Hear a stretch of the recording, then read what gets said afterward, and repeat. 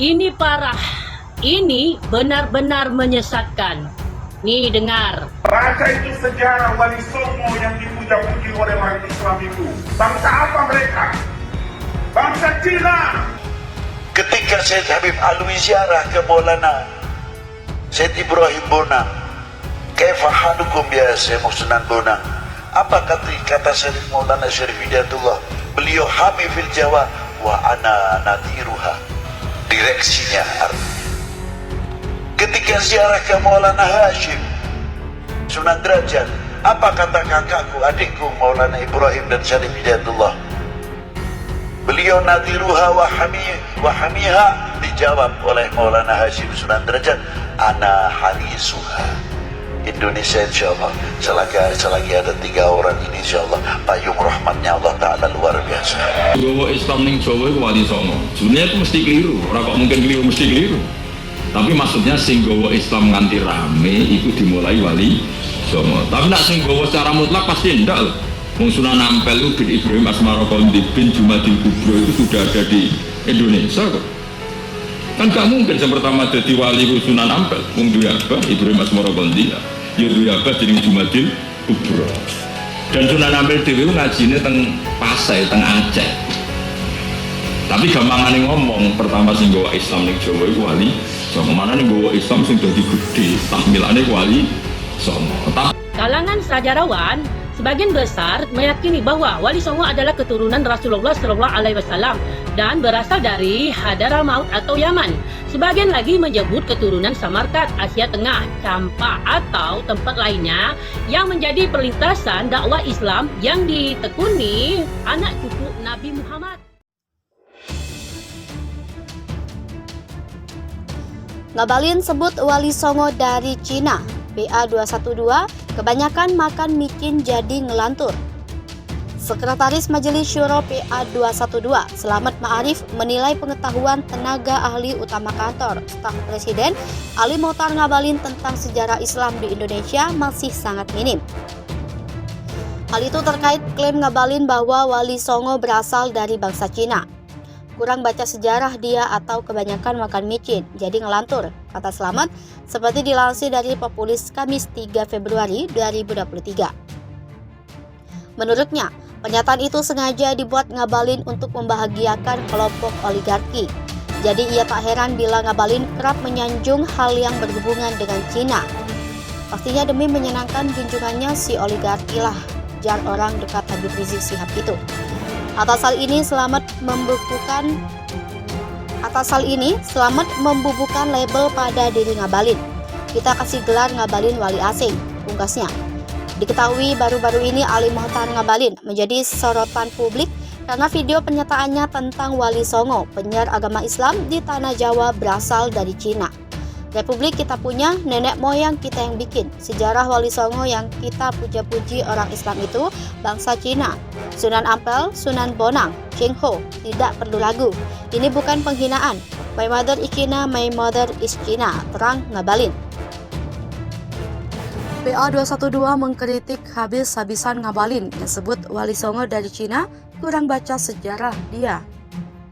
Sekretaris Majelis Syuro Persaudaraan Alumni 212 Selamat Ma'arif berikan komentar soal pernyataan dari tenaga ahli utama kantor staf Presiden Ali Mokhtar Ngabalin yang sebut Wali Songo berasal dari Cina. Selamat menilai pengetahuan Ngabalin soal sejarah masih minim. Ia juga menduga pernyataan yang disampaikan Ngabalin soal Wali Songo bangsa Cina tersebut jauh dari kebenaran. Kurang baca sejarah dia atau kebanyakan makan micin jadi ngelantur, kata Selamat Senin 30 Januari. Selamat menuding pernyataan itu disampaikan Ngabalin sebagai upaya untuk menyenangkan kelompok oligarki yang selama ini menjadi junjungannya. Sehingga tidak heran jika selama ini Ngabalin terkesan selalu membela soal Cina. Ya, pastinya demi menyenangkan junjungannya si oligarki lah, pungkasnya. Terkait hal itu, Selamat kemudian memberikan julukan khusus kepada Ngabalin sebagai Wali Asing. Kita kasih gelar Ngabalin Wali Asing, ujarnya. Sebelumnya, nama Ali Mokhtar Ngabalin kembali menjadi pembicaraan di media sosial usai video viral Dari potongan video yang beredar, Ngabalin menyebut bahwa Wali Songo yang menyebarkan agama Islam di tanah Jawa berasal dari Cina. Republik kita punya, nenek moyang kita yang bikin. Sejarah Wali Songo yang dipuja-puji orang Islam itu bangsa Cina. Sunan Ampel, Sunan Bonang, Cheng Ho tidak perlu ragu, ini bukan penghinaan. My father is Cina. My mother is Cina, kata Ali Ngabalin dalam video yang beredar. Pertama lain mengatakan bahwa sang wali berasal dari Arab, kemudian hijrah ke Gujarat, India, lalu berkelana ke Malaka, hingga sampai di Pulau Jawa. Terdapat penelitian sejarah yang mengatakan bahwa di antara para wali itu ada yang keturunan Cina. Salah satu yang paling terkenal ialah Sunan Ampel di Surabaya yang dikenal sebagai Raden Rahmat. Garis keturunan Cina pada Raden Rahmat menurun dari ibunya yang merupakan bangsawan kerajaan Champa. Catatan kronik Tiongkok dari Klenteng Sampokong menyebut Sunan Ampel mempunyai nama Cina Bong Sui Ho. Sunan Ampel adalah cucu dari Haji Bang Tok Keng, seorang Tionghoa asal suku Hui yang beragama Islam mazhab Hanafi. Haji Bong Tak Keng ditugaskan oleh Sampobo untuk menjadi pemimpin komunitas Tionghoa di Champa.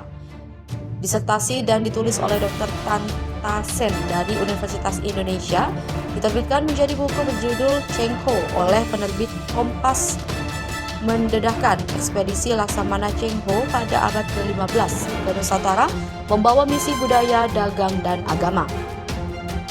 Laksamana Cheng Ho beragama Islam, oleh karena itu ekspedisi tersebut juga membawa misi penyebaran Islam. Dr. Tan Ta-sen adalah Presiden Internasional Cheng He Society dan juga Direktur Cheng Ho Cultural Museum, Malaka. Disertasi doktoralnya dibimbing oleh Profesor Abdullah Dahana yang dikenal sebagai sinolog atau ahli sejarah Cina terkemuka di Indonesia. Cheng Ho melakukan ekspedisi besar sebanyak 7 kali, berkeliling Samudra Barat sejak 1405 sampai 1433. Armada Cheng Ho yang membawa belasan kapal dengan awak ribuan yang mengelilingi 33 negara di Asia dan Afrika. Wilayah-wilayah penting di Asia Tenggara yang disinggahi Cheng Ho antara lain Champa, Zenla Siam, Malaka, Jawa, Palembang, Samudra, Aru, Pahang, Kelantan, dan Sulu. Cheng Ho dalam ekspedisinya biasanya meninggalkan anak buahnya di beberapa tempat lokal untuk tinggal dan bermukim. Sebagai jenderal yang beragama Islam, Cheng Ho diyakini membawa banyak anak buahnya yang juga Muslim. Di beberapa wilayah Nusantara, anak buah Cheng Ho berkawin-mawin dengan perempuan lokal dan menyebarkan Islam di lingkungan baru mereka. Hasil disertasi Dr. Tan Ta-sen memperlihatkan adanya dimensi baru dalam penyebaran awal Islam Indonesia di Nusantara. Jejak pengaruh Islam dari Cina sangat jelas terlihat di Jawa dan Sumatera. Almarhum Kiai Abdurrahman Wahid alias Gus Dur pun mengaku bahwa ia punya darah keturunan Cina dari garis leluhur yang menyambung sampai ke para wali keturunan Tionghoa itu. Di sisi lain, Profesor Dr. Hamka percaya bahwa jalur penyebaran Islam di Nusantara datang langsung dari Makkah, yang berarti mutawatir langsung bersambung kepada Rasulullah.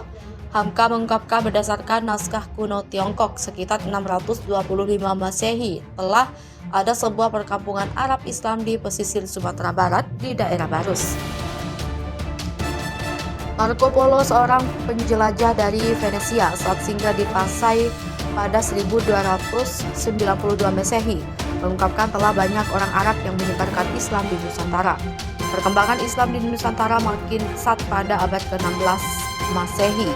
Islam telah menyebar secara merata ke seluruh wilayah Nusantara, termasuk di wilayah timur melalui Kesultanan Tidore yang menguasai wilayah Papua sejak abad ke-17 Masehi.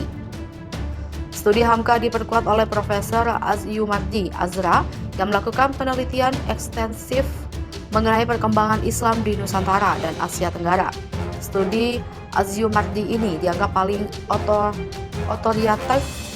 otoritatif karena ruang lingkup penelitiannya yang sangat luas.